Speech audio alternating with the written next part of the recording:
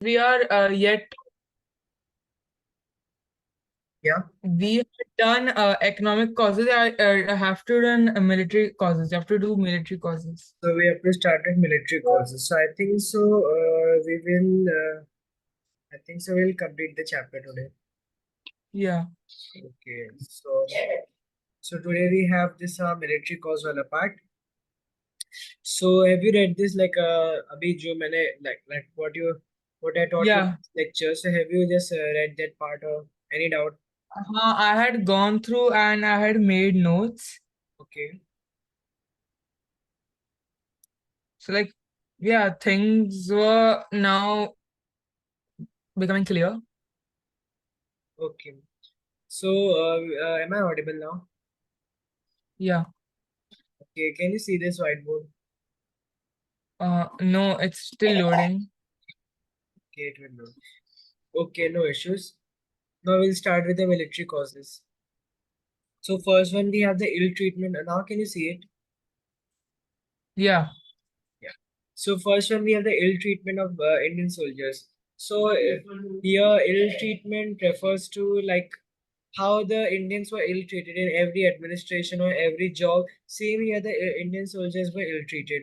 Like they were forbidden from wearing their caste or turban marks or anything. Like for example, if we take example of Sikh, so Sikhs were not allowed to wear their turbans, and for like they were not allowed to grow their beards like birds, like उनकी जो दाढ़ी होती है. And even Hindus were not allowed Huh. to wear their what we say, like we tie in our head like rakshas and all. So this was all like it was a mixture of military cause and as well as a religious cause, because the like the Britishers who just like they wanted to bring uniformity in the army, but the way to bring uniformity in the army was wrong. So they forbidden the soldiers, the sepoys from wearing caste or sectarian marks, badges or turbans. Turbans, you don't know what is turbans? Do you know turbans? Hello. Yes, sir. Yes, yes. The pagdis, right? Yeah. Pagadi.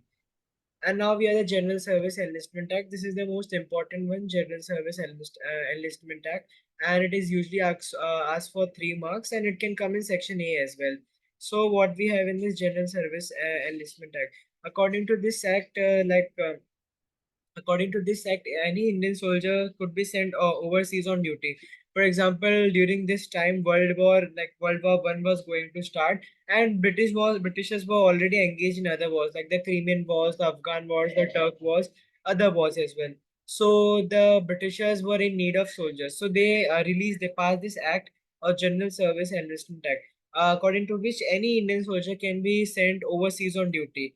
Like for example, this is a Brahmin soldier and this is your sea, and this is the area where the Britishers are fighting. According to Brahmin, it was a taboo to cross the seas. Like this is a sea, for example, like example of sea. So you must have heard. So you must have heard कि Brahmins were not allowed to cross the, like we say na Sat Samundar. So Brahmins were not allowed to cross the seas. So Brahmins saw like a attempt to like defy their caste, कि उन लोग को लगा कि हम लोग को सी cross करवा के वॉर में नहीं लेके जाना है, हम लोग का जो कास्ट है वो डिफाई करना है. इसलिए ब्राह्मण saw this as an attempt to defy the caste. Are you getting my point? Yes. Yeah.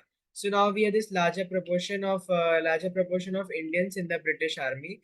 So in this point we will know that कि जो in the British Army, the East India Company की जो army थी, in that, like for example, I will use the color orange for Indian soldiers. So Indian soldiers were more as compared to the British soldiers. So like yeah. The ratio was 1:4,000, right? And Yeah, 1:4,000. So just giving example, कि हाँ, British were only like we can उसके take बाद it. it was 2:5 and 1:2. I Yeah, remember that now. changes were made after the first war of independence. Till now, we are studying the causes. So in this, we like the ratio was 1:4,000. So per one British sepoy, there were 4,000 Indian soldiers. So this was also caused कि larger number of Indian sepoys in the army motivated them to take up the arms against the British. Now we are the bleak prospects of Okay. promotion. In this again, this like how Indians were discriminated from being not being allowed to go to a higher post. Like Indians were not allowed to go in civil services examination in other high posts. Even in judiciary as well, Indians were not allowed to be like India was not allowed to be a judge or like lawyers or barrister. So they were not allowed to be anything. Like if they were like suppose ki koi educated Indian hai, if he or she was something, but they were not allowed to, like they were not promoted only. And in the case of army, we have this like sepoys during like if you take example of the Maratha kingdom. In Maratha kingdom was actually not annexed. Let's take another example. Let's take example of Nawab of Awadh. Say Nawab of Awadh. For example, this person is like holding a high rank in नवाब की army. नवाब की army में इसका बहुत high position था, say first rank. But when British India Company came, this sepoy could not rise above the rank of a सूबेदार. Instead, a English sepoy could rise the highest rank. मतलब Indian जो थे उन लोग को लो position पे रखा गया, ब्रिटिश जो थे उनको हाई पोजीशन पे रखा गया. This discrimination like Indians did not, कि उन लोगों को लगा कि उनकी सेल्फ रिस्पेक्ट को ये डिफाई करने के लिए है. So they saw अच्छा. as a like attempt था उनके self determination के लिए. So Indians thought कि हम लोग को नीचे वाले पोजीशन पे रखा है और उनको ऊपर वाले पोजीशन पे रखा है. This was also due to black and white, the racism which they followed. You must have studied in Bio 9 standard melanin and all in skin chapter. मतलब Right. skin black क्यों होता है, dark क्यों होता है, white. Melanin. Yeah. And now we have this deprivation of allowances. Even though like Indian soldiers, if we distinguish Indian soldiers, British soldiers. British soldiers were like they were born in England. England is a cold country. उनकी efficiency low रहती थी. However, India is a like India lies in subtropical climate, like near the equator. तो इन लोग की efficiency high रहती थी. They can survive high summers, heat summers. Like the example of BSF, Border Security Force of Rajasthan. तो उन लोग की कैसे सर्वाइवल कैपेसिटी ज्यादा है, 50-55 डिग्री सेल्सियस टेम्परेचर में सर्वाइव करते हैं. ये ब्रिटिश ट्रूप्स, इन लोग को हाई टेम्परेचर भी नहीं सूट करता, लो टेम्परेचर भी ज्यादा सूट नहीं करता. इन लोग की एफिशिएंसी लो थी और इंडियन ट्रूप्स की एफिशिएंसी ज्यादा थी. एंड इवन दो कि इंडियन ट्रूप्स जो इंडियन सपोर्ट्स थे उनकी एफिशिएंसी ज्यादा थी, इन लोग की सैलरी जो थी वो कम थी. और ब्रिटिश ट्रूप्स जो कि आलसी थे एक नंबर के, उन लोग की सैलरी सबसे ज्यादा थी. सो this also create like resentment among the Indian soldiers की हम लोग सबसे ज्यादा आर्मी में है, हमारी कंट्री है, हम लोग की एफिशिएंसी ज्यादा है, we can provide you better troops, तो हमारी सैलरी कम है तब भी. ब्रिटिश सोल्जर्स जिनकी एफिशिएंसी कम है, जो लोग ट्रूप्स में भी कम है, और उन लोग की सैलरी ज्यादा है. So this also cause resentment among the Indian sepoys. Are you getting my point? Yes, sir. Yeah. Now we have this faulty distribution of troops. Just yeah. This is a rough India का map, not proper.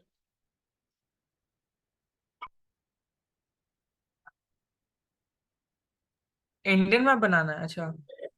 I just making as a representation के लिए. It's not proper. Here is a Rajasthan somewhere, and here is a Gujarat, and here is your Uttarakhand, Nepal, and your this Bhutan and all. This one part, something like this, and your West Bengal. So this was India. So we are most like we are interested in northern India क्योंकि southern India में उतना उस समय कुछ active नहीं था. So if you take example like not accurate, here is your Delhi. Here is a Prayagraj, like present day Prayagraj. It was earlier known as Allahabad, and and here is a Calcutta. Somewhere here, Calcutta or Haldia port. You can take like Haldia. So and Bombay was also there, but we are not talking about Bombay here now.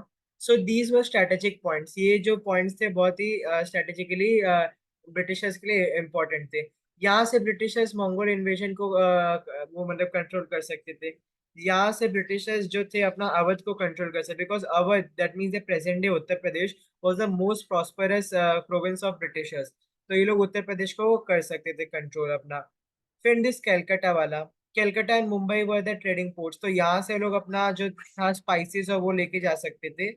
And like Calcutta is almost like हर साल वो कोई ना कोई cyclone से hit होता है. So they also that backup plan. ये नीचे मुंबई है यहाँ पे, इधर नीचे की तरफ. I am not drawing that. तो they also made Mumbai port. So these were some 4 strategic points. और इन सारे पॉइंट्स पे जो थे ब्रिटिश ट्रूप्स बहुत ही कम थे. मतलब ब्रिटिश कंट्रोल ऑलमोस्ट नेग्लिजिबल था. यहाँ पे इंडियन ट्रूप्स ज्यादा थे, इंडियन एडमिनिस्ट्रेटर्स ज्यादा थे. और इसीलिए यहाँ फॉल्टी डिस्ट्रीब्यूशन ऑफ ट्रूप्स हुआ. ब्रिटिशर्स को स्ट्रेटेजिक इंपॉर्टेंस पे जहाँ रहना चाहिए था वहां पे वो लोग नहीं थे, और इंडियंस ने वहां पे कब्जा किया, और 1857 का वॉर हुआ था. तो ये स्ट्रेटेजिक इंपॉर्टेंस वाले प्लेसेस पे ब्रिटिशर्स को जहाँ पे रहना चाहिए था वहां पे वो लोग नहीं थे, और जबकि इंडियंस ने उसको पूरी तरह से होल्ड करके रखा था. और इसकी वजह से 1857 में जो दिल्ली था, Delhi, Lucknow, Kanpur became Meerut, which is about 15 to 10 kilometers from east Delhi. वो सब बहुत क्लोज हो गया, and this it facilitated for the like increase of first war of independence. Okay, are you getting my point? Yes, sir. Yeah, and apart from this, one more point is mentioned in the textbook कि India में जो भी strategic points है, Delhi and Allahabad, in bracket exam में प्रयागराज लिख के आना, because the name has change recently. So Allahabad and Delhi were the two strategic important places. इन सब प्लेसेस पे इंडियंस थे, पहला पॉइंट. और दूसरा पॉइंट ये कि ब्रिटिशर्स जो थे, more like 90% of the Britishers were outside India, foreign में वो लोग यहाँ इधर लाइक सपोज जैसे अफगानिस्तान, यहाँ पे लोग बिजी थे. फिर यहाँ पे टर्की में वहाँ पे बिजी थे. And if you have you gone through the 6th chapter, Gandhi chapter? No. Okay, no issues, चलेगा. मैं उससे कनेक्ट Like करके बता दूं. you could explain what is related to Yeah. this. So, like World War I was like, do you know Khilafat movement in India? Have I've you ever? heard about it. I did not know exactly the cause for Khilafat it. movement was started by the Muslims. Why? Because in World War I, जब Britishers Turkey के against हो गए, और Turkey and UAE, Palestine, are the secret places for Muslim, जो उन लोग का Mecca Medina है, वहां पे ब्रिटिशर्स ने कैप्चर किया और उनके खलीफ को वो थ्रोन से हटा दिया, जिसकी वजह से इंडिया में खिलाफत मूवमेंट चालू हुआ. और जो खिलाफत मूवमेंट चालू हुआ, इंडियन मुस्लिम्स इनके अगेंस्ट हो गए, और ये लोग वहाँ टर्की में मुस्लिम्स पे, मतलब टर्की जो टर्किश मुस्लिम्स थे वहां पे, अब क्या कहते हैं तुम्हारा, मक्का, मदीना, पैलेस्टीन, वहां पे ये लोग अपना वॉर में बिजी थे. And this also motivated the Muslims to take up arms against. तो ये तुम 6th चैप्टर में पढ़ोगे, ये अभी इसका पार्ट नहीं है. तो so they were busy in Turkey wars. And Turkey why, क्योंकि World War I से पहले भी वॉर हुआ था ब्रिटिश और टर्की में. And after World War I started, so Khilafat movement also started. So Muslims भी उनके अगेंस्ट हो गए थे इनिशियली. बट तुम लोग चैप्टर 5 में पढ़ोगे मुस्लिम लीग में, उसमें अलग थोड़ा रहेगा, चेंज हो जाएगा एटीट्यूड. नाउ वी हैव अच्छा. This poor sir performance. एक फ्रैंक डाउट था मुझे. हाँ. तो सर जैसे we fought for independence against the British and we are still fighting against Pakistan for purposes, right, some purposes, right. Yeah. तो हम British से क्यों नहीं लड़ रहे जब उन्होंने पहले हम लोग की आजादी छीनी थी? लाइक पाकिस्तान इज तो like it's just type of enmity, पुरानी एनिमिटी है. हम्म. लेकिन the things Britishers had done to us, why are it not taking revenge right now when we have the facilities to do it? Have you like can you see what I have written on the screen? Yes. UN, United Nations के 5 main members हैं जिन लोगों के पास veto power है, और वो veto power से किसी कंट्री के ऊपर कुछ भी कर सकते हैं. First we have China, second we have UK, then we have Russia, we have France, and last one अपना यूएसए. इन सब के पास वीटो पावर है. एंड इफ अभी वैसे भी यू नो ना, यूके का प्राइम मिनिस्टर कौन है? हाँ, वो कौन तो अभी नया आया ना. Rishi Sunak, and he is also Indian. Right. तो या, सो वी हाँ. Can go against India. India के अगेंस्ट नहीं हो सकता, पहला पॉइंट. चलो, अगर ऋषि सुनक चला भी गया, so if we go against UK, China को मौका मिल जाएगा इंडिया को यूएन में बदला लेने का.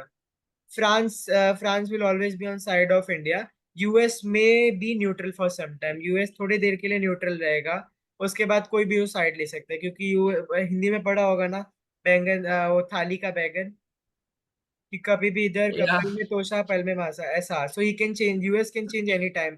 It can be. Sir but then जैसे ये लीग ऑफ नेशन फेल हुआ था ना हाँ. फर्स्ट वर्ल्ड वॉर के बाद, हम्म. वैसे क्योंकि that was also because the wars only, so हम लोग भी तब मतलब फेल तो नहीं होता यूएन, लेकिन तब एकदम हमला करते तो फिर भी थोड़ा लाइक इम्पैक्ट तो पड़ता है ना.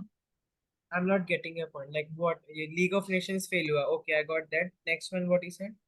सर उसके बाद जब हम लोग को आजादी मिली तो हम्म. एक दो तो मतलब इन 1945 में तो यूएन एस्टेब्लिश हुआ था आफ्टर द सेकेंड हाँ. World war. हाँ.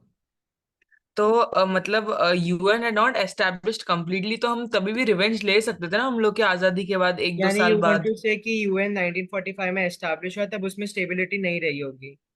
हाँ तो why couldn't like of course तब लीडर्स के पास दिमाग तो हो गई ना, तो मतलब why didn't we attack leaders के देम। पास दिमाग था. नेहरू वाज लाइक फालतू. Ignore him.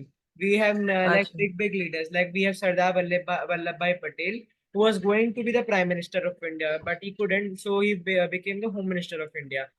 So इशू ये था, इंडिया उस समय डिवाइड हुआ था. This was Pakistan, west Pakistan, and this was east Pakistan. This is जो अभी प्रेजेंट डे बांग्लादेश है. सो हम लोग में उस समय स्टेबिलिटी आई नहीं थी. 1947 में जब हम लोग आज़ादी हुए, हम लोग की इकोनॉमी बहुत नीचे थी, क्योंकि हमारा जो आधे से ज्यादा रिसोर्सेज था ब्रिटिश लेके चले गए थे. हमारी इकोनॉमी बहुत नीचे थी. हम लोग में इलिटरेसी बहुत ज्यादा थी.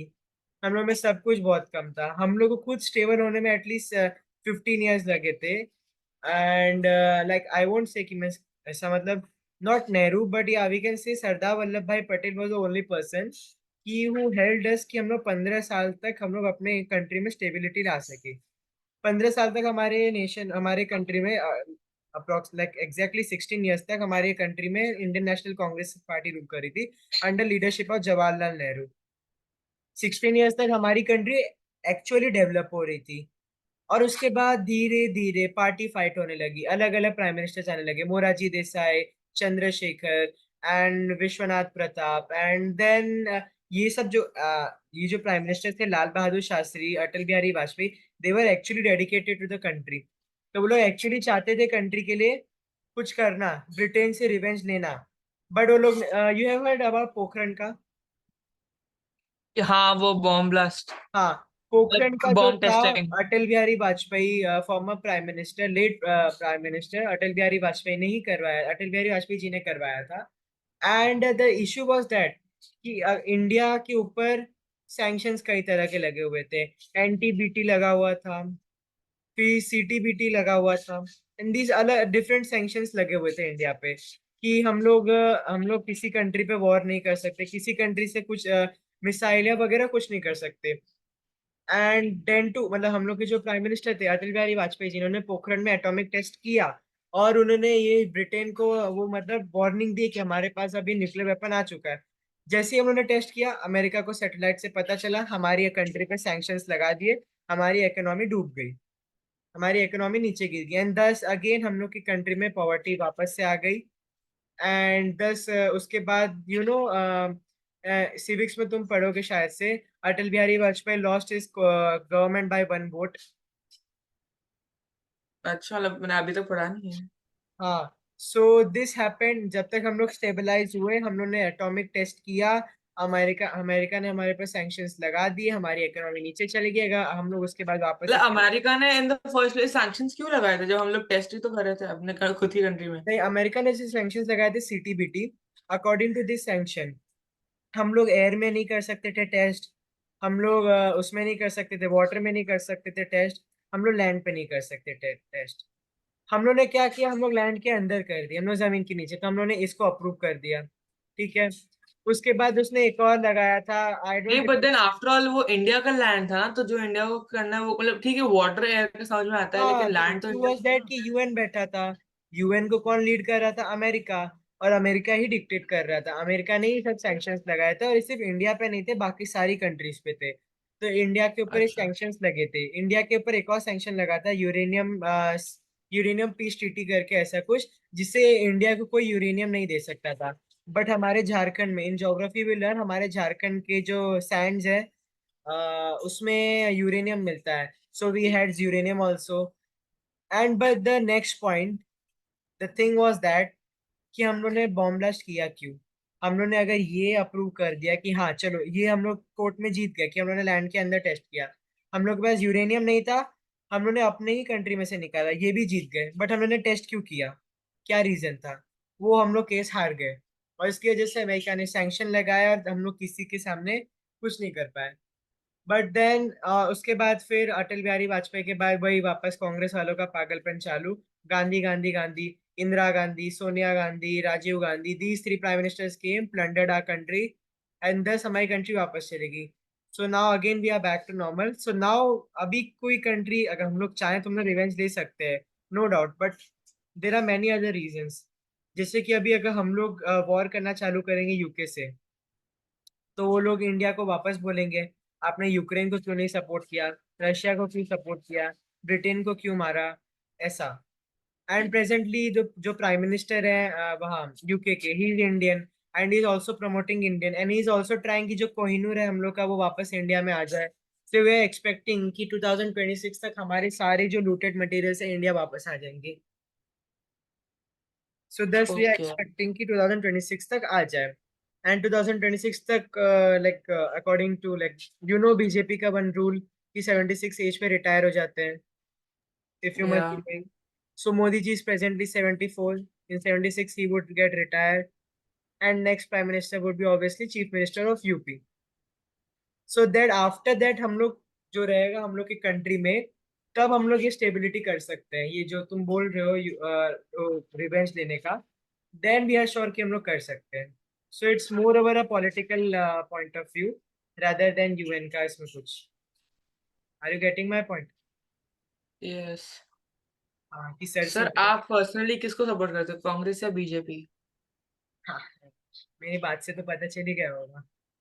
हाँ मतलब फिर भी कभी कभार ऐसे लोग होते हैं जो they try to prevent students from knowing which party they are supporting by just selling no no, the मैं अदर वे मैं अराउंड, ऐसा कुछ अपोजिट। किसी को कुछ प्रिवेंट नहीं करता। मैं तो खुलेआम बोलता हूँ मैं बीजेपी को सपोर्ट करता हूँ। अच्छा। ओके। मैं ऐसा प्रिवेंट नहीं करता। ओके, नाउ अभी ओके। पहले चैप्टर कंप्लीट कर ले, बाद में इसका सेशन रख। Yes yes yes. So now we have this poor performance of British troops in this, like when British was engaged in Afghan war, Crimean war, and the Turkish wars. British ने Afghan war लड़ा 1848 से 1842, British ने Crimean war लड़ा, अच्छे से लड़ा, सब अच्छा चल रहा था। ब्रिटिश ने टर्किश वॉर भी लड़ा, इंडिया में बिहार बंगाल में संथाल ट्राइब्समैन भी थे, और ये सारी चीज हार गई ब्रिटिश, लूज, सब हार गई। ब्रिटिश का एम्यूनेशन वेस्ट हुआ, एम्यूनेशन जो था उनका वेस्ट हुआ, आर्टिलरी यूनिट्स थे वो वेस्ट गए, टाइम तो वेस्ट हुआ ही, जो उनके सोल्जर्स थे वो भी वेस्ट गए, जीटे वाला वेस्टेड वाला, जीटे का वेस्ट नहीं, वो भी वेस्ट गए, एंड मेनी अदर थिंग्स। और उन लोग का मतलब सोल्जर्स का मोटिवेशन भी रहता है, वो भी उनका जो मॉरल था वो भी डाउन हो गया। एंड दस वो लोग 1857 को सप्रेस नहीं कर पाए स्टार्टिंग में, क्योंकि उन लोग को अंदाजा नहीं था कि इतना बड़ा वॉर हो जाएगा। And thus 1857 war took place. Now we are this last point of military cause, lower salaries. For example, you are a British sepoy and I am an Indian sepoy, okay, my salary is ten okay. Thousand जबकि मैं तुमसे ज्यादा efficient हूँ, मेरे में ज्यादा power है, मैं एक बार में करीब 20 लोग को मार सकता हूँ। तुम कम एफिशिएंट हो, तुम्हारे पास कम पावर है, तुम एक बार में ओके। एक लोग को मार सके, वो भी श्योर नहीं है कब तुम कब टपक जाओ, वो भी श्योर नहीं है। But your salary was 80,000 and this lower salary Indian को गुस्सा किया, एंड दस 1857 वॉज, ये एक अच्छा मतलब एक बड़ा कॉज था। इन लोग के पास सैलरी नहीं थी, इनके फैमिली सपोर्ट नहीं हो पाए, फैमिली सपोर्ट नहीं आया, इनके फैमिलीज भी अगेंस्ट खड़े हो गए ब्रिटिश के, फैमिलीज भी इनके अगेंस्ट वो करने लगे, क्या बोलते हैं, कॉन्स्पिरेसीज क्रिएट करने लगे, and thus 1857 war was inevitable. Are you getting my point? मैंने अपनी टेस्ट यस। पेपर में एक पूछा था कि हम लोग का जो चैप्टर वन का टेस्ट पेपर था उसमें पूछा था कि 1857 is also known as sepoy mutiny, तो उसमें काफी बच्चों ने कुछ उल्टा सीधा ही लिखा है। तो उसमें ना ये मिलिट्री कॉजेज के कोई एनी फोर कॉजेज लिखना है। Are you getting my point? Okay. Yes. और हेडर्स तो हमेशा लिखने हैं, हेडर्स ना हमेशा लिखना है। मैंने तुम्हारा शायद से एक दो पेपर चेक किया था पहले, उसमें हेडर्स नहीं थे किसी में। ओके। तो हेडर्स बहुत इंपॉर्टेंट है, मतलब 110% इंपॉर्टेंट है। वो नहीं लिखा बोर्ड्स में तो एक हेडर नहीं लिखने का हाफ मार्क कटता है।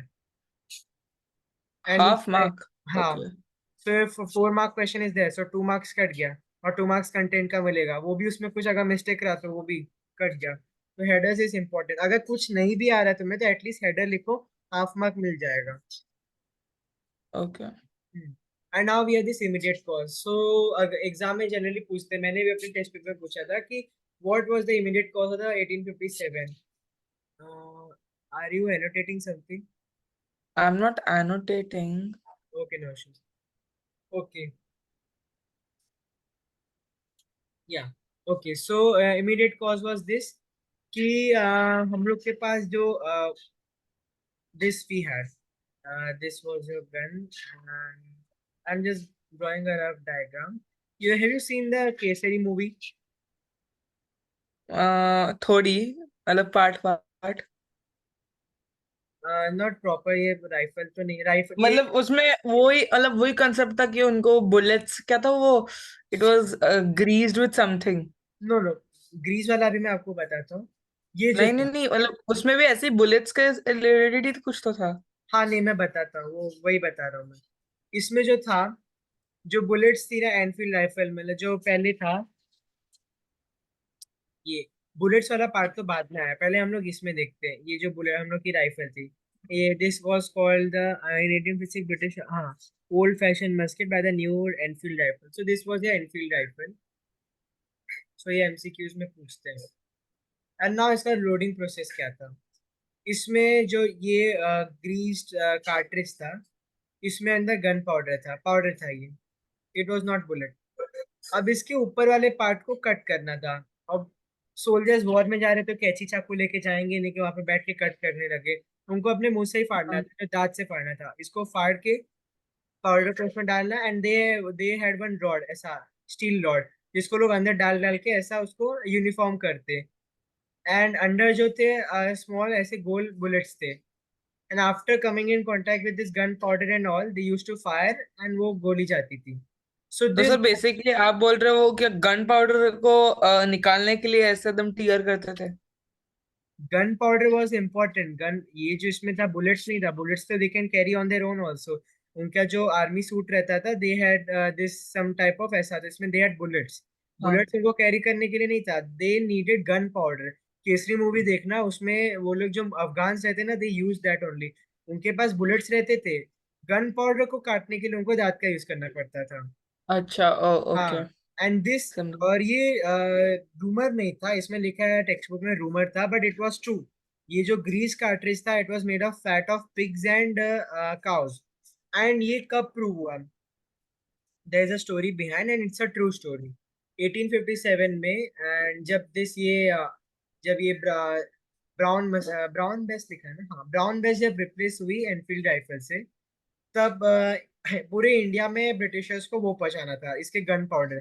क्योंकि पहले जो गन्स थे इसमें डायरेक्ट गोलियां थी, बट वो इतने एफिशिएंट नहीं थे जितने एनफील्ड राइफल एफिशिएंट थी. So they needed gun powder. So उस समय उतना ट्रांसपोर्टेशन नहीं था. So British, like I will draw the diagram. This was the bullock cart, and this was a British soldier, and this was its जो भी bull था ऐसा वगैरह. More looking like a teddy bear. No issues. So यहाँ पे इनका box था, and इधर गड्ढा था. हाँ. गड्ढे में टकराया, बॉक्स सब नीचे गिर गया. बॉक्स जैसी खुला, बॉक्स जैसी गिरा तो आधे बॉक्स में जो था ग्रीस कार्ट्रिजेस थे, जिसे जो आसपास के जो जानवर थे इसको सूंघने लगे. और और आधे बॉक्स में जो मीट के जो होते हैं ना, छोटे छोटे पीसेस थे काफी. मीट और वो सब वो थे. डॉग्स आते इसको खाना चालू कर दिए. एंड जहाँ पे ये गिरा था, it was a Hindu colony था. एंड दे सॉ कि हाँ, ये डॉग्स इसको ग्रीस कार्ट्रिजेस को स्मेल कर रहे हैं, and some dogs were even literally eating. And इसमें तो लिटरली मटन उन लोगों को दिख रहा था, जो मीट था, जो जो भी था, फैट्स था, वो दिख रहा था इन लोग को, and dogs are eating that. And this confirm कि इसमें जो था वो ग्रीस कार्ट्रिजेस में था. You can see in there is one movie, I don't remember its name. उस मूवी में क्लियरली दिखाया गया ये सीन. इफ यू सी ना, आमिर खान की वो मूवी है. आई don't remember Aamir Khan, but his movie जिसमें उन्होंने एक्ट किया मंगल पांडे का. सी दैट मूवी अगर टाइम मिलेगा तो, एग्जाम के वक्त में. हाँ आमिर खान की ही मूवी है राइट. हाँ, in that movie they are shown this. So उसमें ये दिखा है. एंड दस उसमें काऊ का था फैट, एंड पिग का. गाय हमारी माता है हिंदूज के लिए. Right. Pig was a Tabu. जैसे हाँ, Right. there are some Brahmins who eat वो like eating meat was a taboo. Meat खाते तो उनका धर्म भ्रष्ट हो जाता। एंड सिमिलरली मुस्लिम्स के लिए जो था पिग खाने से उनका जो रिलीजन था वो टब हो जाता, भ्रष्ट हो जाता उनका धर्म। So this was a major cause and thus Mangal Pandey ने उनके ऊपर अटैक किया। So beginning of the uprising not much important, you can just read it. And we now have the consequences. I think so next chapter का चालू होगा, कितना time हो रहा है? हाँ, I think so we can start a new chapter. So we have this end of companies rule. ये बहुत इंपॉर्टेंट पॉइंट है, जो फर्स्ट वाला पॉइंट है, and of companies rule. 95% of school के पेपर में देखोगे, इवन योर ओन स्कूल्स के पेपर में देखोगे, it is they will ask you state the administrative changes after first war of independence. Administrative changes is nothing but your end of company's rule. Are you getting my point? तो वो लोग Yes. And of companies rule की जगह ये भी पूछ सकते हैं कि give any four administrative changes brought after the first world war, sorry first war of independence. तो कौन कौन से एडमिनिस्ट्रेटिव चेंजेस थे, तो मैं ऐसे बस पॉइंटर्स में बता देता हूँ। You can write on your like if you are making notes, it's a very great thing. History में नोट्स बनाना बहुत हिम्मत का काम है, क्योंकि जनरली बच्चे। सर मैं नोट्स बाद में बनाता हूँ, मैं टेक्स्ट बुक जब पढ़ता हूँ तब नोट्स हाँ हाँ, बनाता नहीं हूँ। नहीं, बाद में बनाओ, बना रहे हो, वही बड़ी बात है। कुछ बच्चे तो बनाते भी नहीं है, even I also didn't make any notes for history. So this one we have first is British East India Company to the crown. So this was their crown. Just giving example, British crown. And second one was this. Second one थोड़ा explain करना पड़ेगा. Company's board of control and court of directors were abolished. A member of the British cabinet was appointed as Secretary of State and made responsible for all matters related to governance of India. He was given a council to advise him called the Indian Council. Thus, the ultimate power over the India remained with the British. Sir आपने कुछ लिखा है क्या white board पे? मुझे दिखाई नहीं दे रहा इसलिए। नहीं, मैंने तो BEC लिखा है, ब्रिटिश ईस्ट इंडिया कंपनी। एक सेकंड, अच्छा आप दिखाई दिया, ओके। ओके, तो कंपनी का जो बोर्ड ऑफ कंट्रोल था, लाइक कौन तुमने ग्रुप 3 में कौन सा सब्जेक्ट लिया, कंप्यूटर? हाँ। कंप्यूटर में नहीं होगा, कमर्शियल में है। When there is a company form, this is a company, तो उसमें बोर्ड ऑफ डायरेक्टर होता है कंट्रोल करने के लिए। So same east India company भी थी, ईस्ट इंडिया कंपनी, एंड उसमें भी बोर्ड ऑफ कंट्रोल के लिए डायरेक्टर्स थे, वो एबॉलिश कर दिया गया। बट इन लोग का जो अल्टीमेट कंट्रोल था ब्रिटिश पार्लियामेंट के पास ही रहता था, एंड ब्रिटिश पार्लियामेंट का अल्टीमेट कंट्रोल क्राउन के पास रहता था। सो इनडायरेक्टली, चाहे ईस्ट इंडिया कंपनी हो चाहे ब्रिटिश क्राउन हो, पावर इन्हीं के पास थी, अंकल जी के पास। And a member of the British cabinet was appointed. मतलब जो जैसे इंडियन कैबिनेट है जिसमें Nirmala Sitharaman, F Jaishankar, Rajnath Singh, so British Britain में भी एक ऐसी कैबिनेट थी जिसमें से एक को अपॉइंट किया गया इंडिया के सेक्रेटरी ऑफ स्टेट में। Don't get confused with Governor General. Secretary of State was different. Like it was the President okay. of India, and Governor General was the Prime Minister of India. Are you getting my point? या। And like Prime Minister has a cabinet to advise him, so this person also has his own cabinet called the Indian Council to advise him. Okay. Okay, and thus the ultimate power over India remained within the British Parliament. Actual governance was to be carried on by the Governor General, who was now given the title of Viceroy. तो पहले governor general बोलते थे 1857 के बाद, 1858 के बाद उसको viceroy बोलने लगे। And lord Canning was appointed as the first viceroy. तो ये बहुत इंपॉर्टेंट MCQ है, जनरली पूछते हैं काफी स्कूल्स में।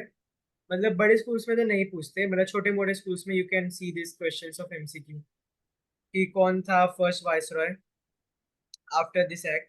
And last we have appointment of civil service was to be made open was to made by open competition with the rules made by the Secretary of State.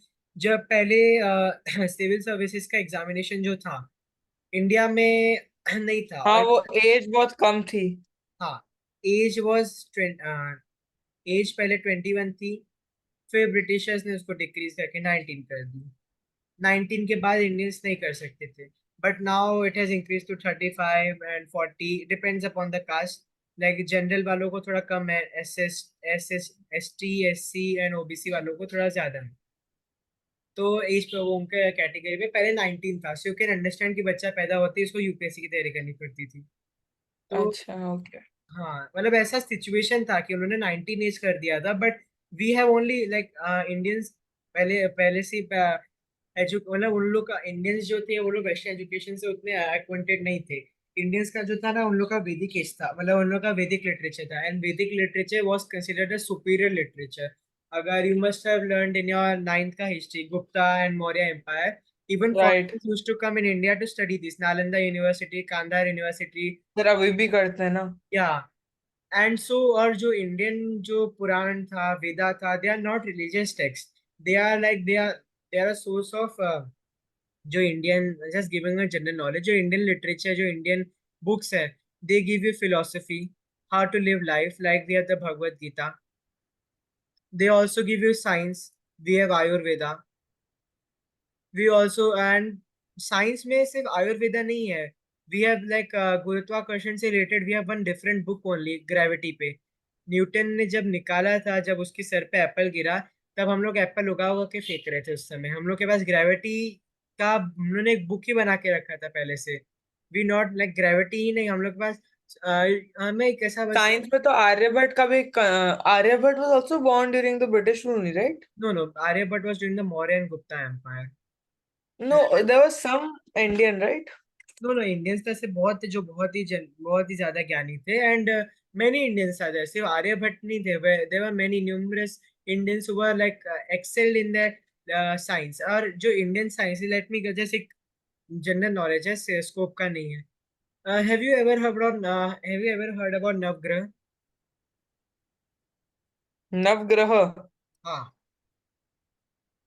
No. वो पता है ना, राहु, केतु, शनि, शुक्र and all.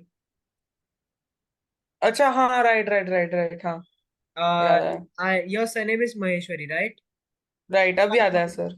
Yeah, if I'm not wrong, you're South Indian. No, No? I am north Indian. Maheshwari north Indian होते हैं। Okay, okay. No, my one friend is Maheshwari and he's South Indian from Kerala. Okay, from North India अच्छा, there. Yes. North India में कहाँ से? um Jodhpur. Okay, great. So, like generally, this is seen in states of like Uttar Pradesh and in states of Tamil Nadu. You may see कि जो सूर्य रहता था, it was always in the center. Shani, शुक्र, मंगल और Brihaspati and your different types of planets. And the main thing was, the noticeable feature was that हमारा solar system, Earth, Moon, Mars, that is Mangal, Jupiter, Brihaspati, Saturn are all around Sun. And we used to pray, like we used to do pujas of this Navgrah, जिसमें Sun center में था and all the 9 planets इधर, 8 planets, sorry. सो हम लोग को पहले से ही पता था कि sun was in the centre, Saturn, Jupiter which we call as Brihaspati, Mangal and Shukra and all. तो हम लोग को पहले से ये नॉलेज था। सो राइट। नॉलेज है, तो हम लोग का जो लिटरेचर, हम लोग का जो साइंस था, तो वैसे था। तो ये, आप पहले अपने पोर्शन पे आ जाते हैं।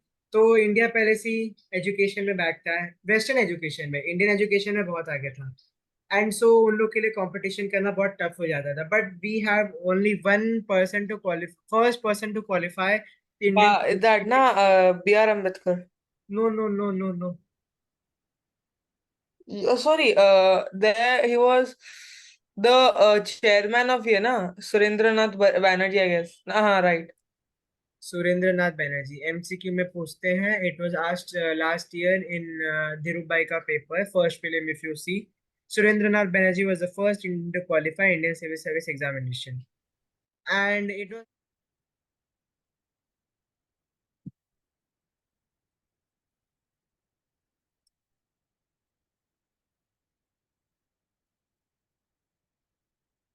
Yeah, so we had started with the consequences, and now we are on the Queen Victoria's proclamation. So these Queen Victoria's proclamation was incorporating the transfer of governance from East India Company to British Crown. That ये जो queen Victoria का proclamation था, ये officially announce किया गया था कि ये जो अब इंडिया का जो रूलिंग पावर है वो हम लोग के पास आएगा ब्रिटिश ईस्ट इंडिया कंपनी से, और ये हमारा है इंडिया। तो ऑफिशियली अब ये अनाउंस हो गया था कि अब जो रूल होगा क्वीन विक्टोरिया का, मतलब क्राउन का होगा। And now in this queen like जो प्रोक्लेमेशन था क्वीन का, it was made, let me change the colour, हाँ, so it was made public on November 1। Generally they don't ask year or a date, 1858। by whom? तो obviously Lord Canning, क्योंकि वो उस समय के न्यूली अपॉइंटेड वाइसरॉय थे। अरे sorry, Lord viceroy नहीं, लॉर्ड कैनिंग। सर बेसिकली ये मतलब क्वीन विक्टोरिया के हाथ में आ गया था ना गवर्नेंस। इनिशियली भी क्वीन विक्टोरिया के पास ही था, ब्रिटिश काउंसिल जो था वो, एंटायरली अभी उसके पास आ गया था ना, ऐसा ना। नहीं ऐसा नहीं था, मतलब ब्रिटिश काउंसिल जो था उसका बोर्ड ऑफ डायरेक्टर्स था। बोर्ड ऑफ डायरेक्टर्स जो था वो परमिशन लेता था ब्रिटिश कोर्ट से, ब्रिटिश पार्लियामेंट, और ब्रिटिश पार्लियामेंट को गवर्न करती थी क्वीन विक्टोरिया। यानी इनडायरेक्टली क्वीन विक्टोरिया के पास पहले था, अब तो डायरेक्टली आ गया था। बट सारा जो डिसीजन था वो क्वीन विक्टोरिया ही लेती थी। ब्रिटिश काउंसिल बस उसको कंट्रोल करता था इंडिया में, और बाकी एडमिनिस्ट्रेशन करता था। Are you getting my point? Yes. Yeah, so Lord Canning पे हुआ था, कहाँ पे हुआ था ये बहुत इंपॉर्टेंट है, इलाहाबाद पे हुआ था। दे में also ask you Prayagraj in MCQ. तो ये बहुत इंपॉर्टेंट है, ये तीनों पॉइंट तुम्हारे आंसर में रहने चाहिए। अब नौ क्या क्या प्रॉमिस किया गया था, तो policy of non intervention and religious matter, social and all. फिर सेकंड पॉइंट है कि ट्रीट ऑल सब्जेक्ट्स, सब्जेक्ट्स मतलब इंडियन और यूरोपियन को इक्वली ट्रीट किया जाएगा। बेसिस ऑफ रिक्रूटमेंट, जो किसी भी जॉब में रिक्रूट करने के लिए या प्लेसमेंट के लिए जो क्राइटेरिया रहेगा वो एजुकेशन और एबिलिटी पे रहेगा। तो जितना अच्छा एजुकेशन, जितनी अच्छी कैपेबिलिटी, उतनी अच्छी पोस्ट और उतना अच्छा जॉब। ग्रांट है जनरल पार्डन, जो लोग वॉर में जिन्होंने पार्ट लिया था उनको जनरल पार्डन मिलेगा, यानी उनको माफी होगी, जो वॉर में नॉर्मल लोग थे। हेलो। हेलो, हाँ yes sir. Am I Audible?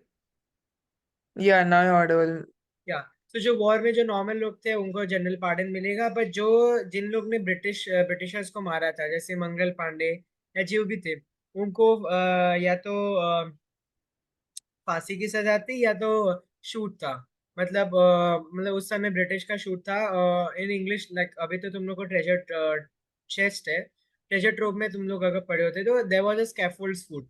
यहाँ पे जो भी था उसको या तो हैंग किया जाता था या तो उसको गोली मार दी जाती थी। तो जिस स्कैफोल्ड फुट पे उसको मारा जाता था।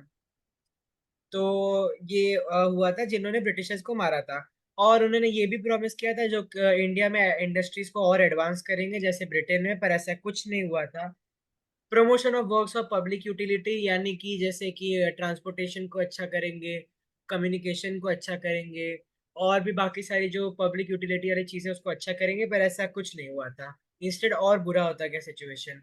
अब end of Mughals and Peshwas हो गया। मुगल्स इसलिए हुआ, बहादुर शाह जफर को यंगून भेज दिया गया, वहां पे उनको उनकी डेथ हो गई किसी बीमारी से। उनके सक्सेसर्स को भी मार दिया गया, उनके जो बच्चे थे, उनके नहीं, उसके उसके जो बच्चे थे, ये सब। और जो दूसरा हमारे नाना साहेब जी, जो फर्स्ट वॉर के फेल होते ही नेपाल भाग गए। और कोई लास्ट पेशवा बचा नहीं था। लास्ट पेशवा के सन थे, अडॉप्टेड सन थे, जो लास्ट पेशवा थे उनके अडॉप्टेड सन थे नाना साहेब। एंड हाँ, and he also went to Nepal after the failure of the first war of independence, and thus Peshwas का जो मराठास का डोमिनेंस था वो भी खत्म हो गया, मुगल का भी डोमिनेंस हो गया, thus ending the two most formidable foes of the British. Now we have the relation with the princely states. तो इनिशियली जो हम लोगों ने पढ़ा था डॉक्ट्रिन ऑफ लैप्स और सब्सिडी अलायंस और ये सब, वो सारे नल एंड वॉइड हो गए। जो पुराने लोग के वो थे doctrine of lapse and subsidiary alliance, ये सब जो थे नल एंड वॉइड हो गए सब, अब नो यूज। जिन स्टेट्स ने मतलब कुछ बीट्रेयर्स थे इंडिया के, जैसे कि आई डोंट रिमेम्बर द नेम, पर जो भी थे, जिन्होंने suppose these are some people who supported the British and these are some people who supported India and these are the British. इसने इसके अगेंस्ट गया, ये इसके अगेंस्ट नहीं गया। इसको इसके इसका राइट टू अडेप्ट, इसका राइट टू अडॉप्ट हैज हो गया। मतलब इसको इस अगर ये कोई भी अपने हेयर या किसी भी बच्चे को अडॉप्ट करेगा तो वो मान्य होगा, बट ये करेगा तो मान्य नहीं होगा। यहाँ पे इसको सारी इंटीग्रिटी रूल करने के लिए दी गई थी, इससे सब कुछ छीन लिया गया। इसने सपोर्ट किया तो इसको सारी फैसिलिटीज प्रोवाइड की गई, इससे सब कुछ छीन लिया गया। सो ये देखा गया कि जिन जिन इंडियंस थे ब्रिटिश के अगेंस्ट गए उनको पनिशमेंट हुई, और जो रूलर्स मतलब नॉट इंडियंस रूलर्स जो थे जो ब्रिटिश को सपोर्ट किए गए उनको फेवर मिला, और उन लोग को ये 1876 में क्वीन विक्टोरिया ने जब एम्प्रेस ऑफ इंडिया का टाइटल एज्यूम किया तो इंडियन प्रिंसेस जो थे उनके जूनियर पार्टनर्स या एजेंट्स बन गए थे। अब जूनियर पार्टनर्स या एजेंट्स का मतलब ये था कि इंडिया की जो भी इंफॉर्मेशन रहती थी वो लोग यहाँ से क्राउन को पहुंचाते। वैसा कोई ऐसा सीक्रेट इंफॉर्मेशन रहता नहीं था क्योंकि जो भी था ब्रिटिश रूल के अंडर ही था। Now policy of divide and rule, इसको हम लोग डिटेल में पढ़ेंगे आगे। Policy of divide and rule में क्या था? Caste against caste, for examples Brahmins, Muslim against Hindus, right? वो इम्पोर्टेंट वो लास्ट में पढ़ेंगे। Brahmins against Kshatriya, Uh, and we can say what we can say more, इन लोग ने ये भी किया था। Suppose they also created hatred between like this was Gujarat and this was UP, इन दोनों में हेट्रेड पैदा कर दिया। प्रोविंस में झगड़ा लगा दिया। अनदर थिंग, ये सब तो छोटी चीजें थे। मेन जो था हिंदूज अगेंस्ट मुस्लिम, कंसेशन वाला और रिप्रेशन वाला इन्होंने पॉलिसी फॉलो किया। हिंदूज को रिप्रेस किया, मुस्लिम्स को कंसेशन दिया, और इसीलिए अभी भी हिंदूज और मुस्लिम्स में वॉर, मतलब अभी तुम मतलब चैप्टर 5 में लिखा रहेगा कि ये मुस्लिम रूलर्स को प्लंडरर बताया गया है, लूटर बताया गया है, ऐसा सब बताया गया है। एंड दे मतलब जो भी according to the text book जो ब्रिटिश ने बोला मुस्लिम्स के अगेंस्ट वो झूठ है, एंड जो ब्रिटिश ने okay. हिंदूज के अगेंस्ट बोला वो ट्रू है। तो ये हमारी टेक्स्ट बुक में बहुत बड़ा फॉल्ट है। एंड ये जो टेक्स्ट बुक बताता है कि हिंदूज और मुस्लिम्स का जो राइवलरी था ब्रिटिश ने स्टार्ट किया, ऐसा कुछ नहीं है। ये बहुत पुरानी स्टोरी है, तो इसको हम लोग बाद में देखेंगे। खैर ये हमारे स्कोप का नहीं है, वो चैप्टर 5 का है, मुस्लिम लीग का। So you will study in the causes of the rise of Muslim League. And now we have the racial antagonism, तो वही इसमें टेक्स्ट बुक में दिया है Europeans only. Can you see the reserve for Europeans only? Yeah. It was only वो actually क्या लिखा रहता था, Indians and dogs are not allowed, you must have seen in some movies. हाँ, right. हाँ, तो इसमें टेक्स्ट बुक में कुछ और दिया है, गलत दिया है, but actually it was written Indians and dogs not allowed. And now British parliament में इंडियन भी है और उनका कुत्ता भी है। We have Rishi Sunak in Indian sorry British parliament and his dog as well. So time changes ना, इंक्रीज रेशियल बिटरनेस। अपराइजिंग के बाद जो था इंडियंस को अनट्रस्ट मतलब अनवर्दी बताया, और ट्रस्ट के लिए मतलब बताया कि they are not trustful, they are betrayers. और जो एंटायर जो उन लोग का गवर्नमेंट स्ट्रक्चर था ऐसा बनाया गया, सपोज से this is the entire government structure. इधर रिच थे, इधर मिडिल क्लास वाले थे, ये पुअर फार्मर्स थे। रिच ब्रिटिश को सपोर्ट करते, उनको पैसा मिलता, इस पैसे इससे इन लोग को सप्रेस करते। और mainly these were not upper class, इसमें अपर क्लास वाले रूलर्स ओनली थे, और इसमें अपर क्लास नहीं थे बट इसमें मुस्लिम्स थे। मुस्लिम्स को सपोर्ट मिलता, Muslim could repress Hindus, and this was a major cause कि हिंदू मुस्लिम जो था एनिमिटी वो बढ़ता गया। और रेशियल एंटागोनिज्म फॉलो करता गया एंड ऑल, कि इंडियंस को बोला गया कि they are inferior, they are blacks and all, तो ये नॉर्मल अभी भी प्रेवलेंट है। Now we have religious changes. Religious changes में ये हुआ कि पहले Britishers Christianity we have read कि Christian missionaries increase after 19th century, ये पढ़ा था हमने। बट उसके बाद सारे क्रिश्चियन मिशनरीज को बंद कर दिया गया और सब वो हो गया। अब now we are coming to the most important point, changes in the army. The strength of the European troops was increase. Bengal 1:2 and 2:5 कर लेते थे ना। हाँ, बंगाल आर्मी में 1:2, एक ब्रिटिशर एक Indian. Bombay and Madras, Madras means your Chennai. Do you know the full या form of MRF? MRF। या एमआरएफ, नो। एमआरएफ का फुल फॉर्म है Madras rubber factory. Mumbai resistive force ऐसा कुछ। नहीं नहीं नहीं, रजिस्ट्री फोर्स नहीं। Madras rubber factory, Madras rubber factory was established during the British time only. वो लोग उस समय रबर्स का प्रोडक्ट बनाते थे and they started to make grips, जो बैट का जो ग्रिप्स होता है ना वो बनाने लगे। And later on they started making bats. तो इसीलिए Madras being city in south supports RCB. So MRF का देखोगे विराट कोहली के बैट पे एमआरएफ लिखा रहेगा, इसलिए एमआरएफ के जो रबर टायर्स है राइट। फेमस है। क्योंकि okay. You will learn in geography, Chennai में इंडिया का सबसे बड़ा केमिकल का फैक्ट्री है। And okay. rubbers are made from chemicals only. So ये ज्योग्राफी भी है। So 2:5 in Madras and Bombay army. Bengal में 1:2 क्योंकि बंगाल इनिशियली उनका उस समय कैपिटल था। Bombay and Madras were there trading centres.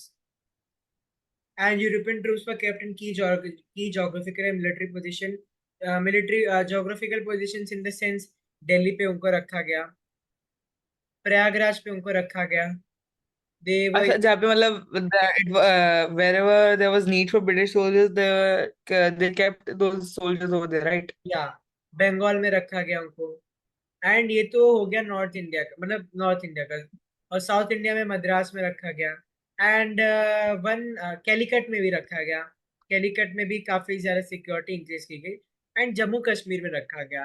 और यहाँ पे जब ब्रिटिश का जम्मू कश्मीर में एंट्री हुआ एंड दस, अभी भी वो मसला चल रहा है। खैर we consider Kashmir as a part of India.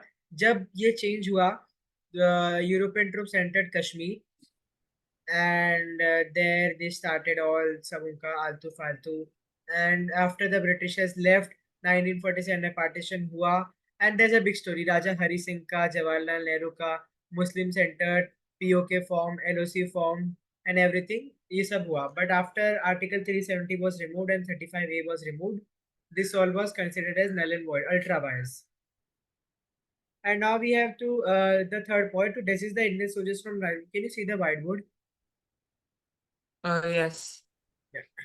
So to resist the Indian soldiers from rising against the British rule, the sophisticated ammunitions were never placed under the Indians, ताकि जो अच्छे एम्यूनेशंस और जो गन्स हो इंडियंस के अंदर कभी नहीं रखा गया, ताकि ये लोग कभी उनके अगेंस्ट ना राइज हो। जैसे मंगल पांडे ने उन्हीं के गन से उन्हीं का थोबड़ा उड़ा दिया था। Now we are the discrimination on the basis of caste, region and religion. इसलिए ये जो पॉइंट है ना फोर्थ वाला, you can see now it is also ये Jat regiment, Maratha regiment, Brahmin regiment, Gorkha regiment, ये सुना होगा कभी। Hello, hello,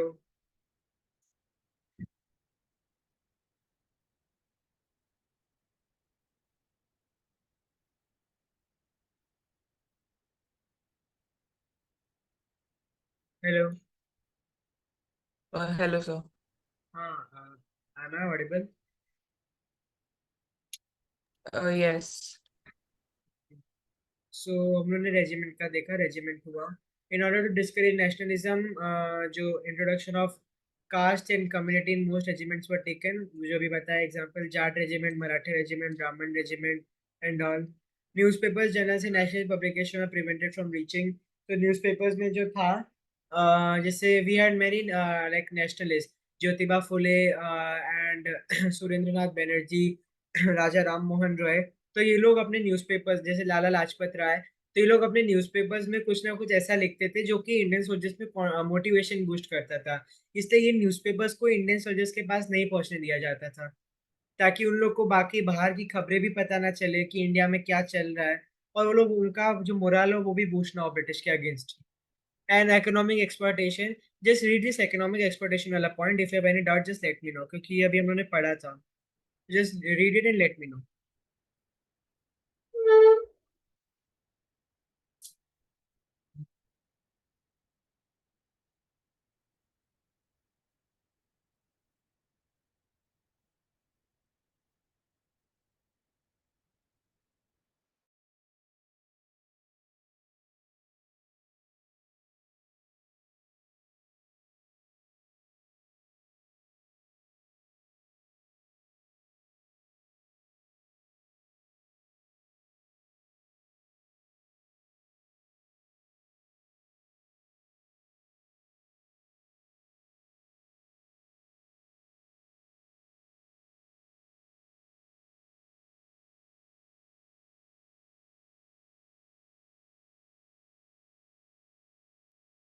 you have any doubt? Hello? Hello?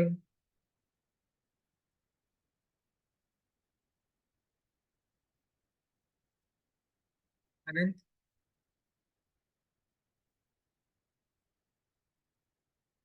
Yes, sir. So I had gotten disconnected. Okay, no issues. Read किया तुमने वो 11th वाला point? Hello?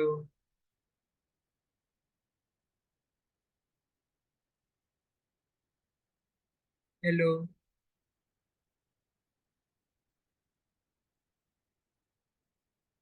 Hello?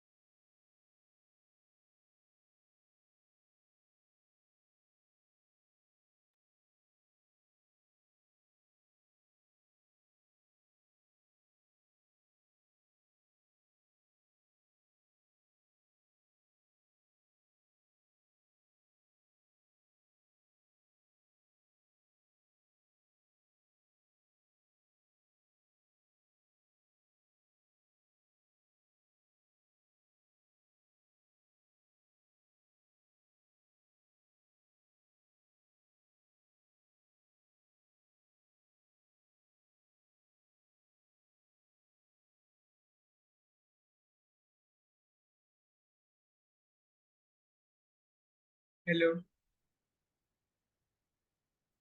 Hello. Am I Audible? Hello? Yes, sir. Yes, sir. Okay. So can you see what have I written on the group? Sorry, on the screen. Yes. So after the first war of independence, rise of nationalism took place. So ये जो थे ये, these are freedom fighters.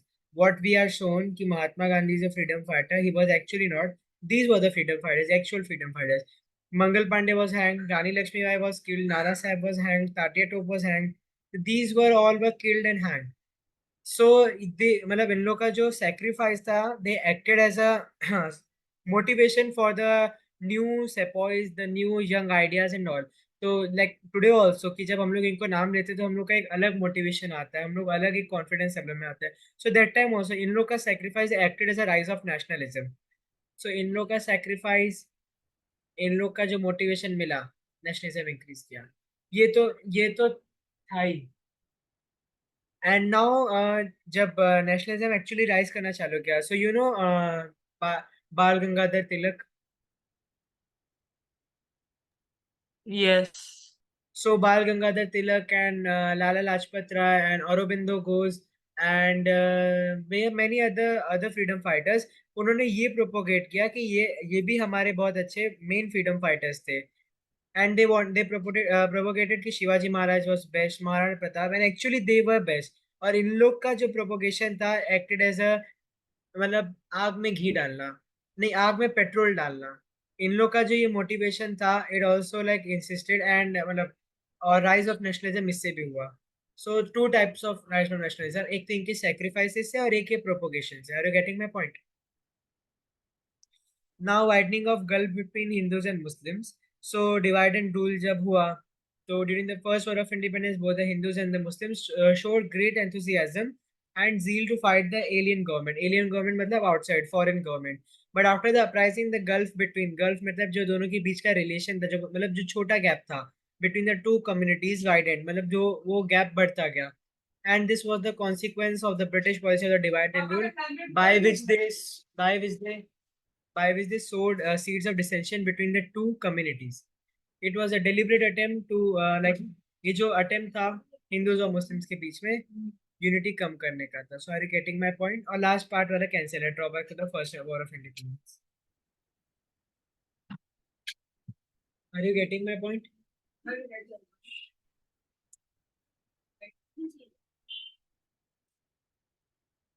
Hello, are you getting my point? Anand,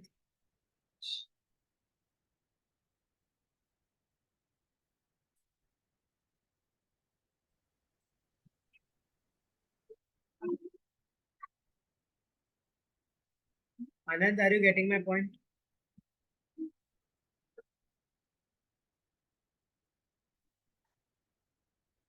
Anand,